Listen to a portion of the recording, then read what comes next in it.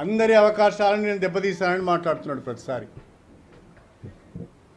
నేను ఎవరి అవకాశాలను దెబ్బతీయలేదు. అన్నిటికంటే మించి నేను అవకాశవాదిని కాదు.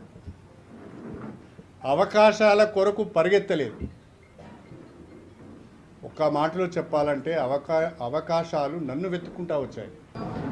భారత రాష్ట్ర సమితిని వదలడం కొంత బాధగానే ఉంది. కేసీఆర్ గారి పట్ల నాకు గౌరవం కూడా ఉంది. భారత రాష్ట్ర సమితి అవకాశాలు ఇచ్చింది. ఆ అవకాశాలు నాకు తెలిసిన కాడికి నేను సద్వినియోగం చేసుకున్నాను తప్ప దుర్వినియోగం చేసుకోలేదు.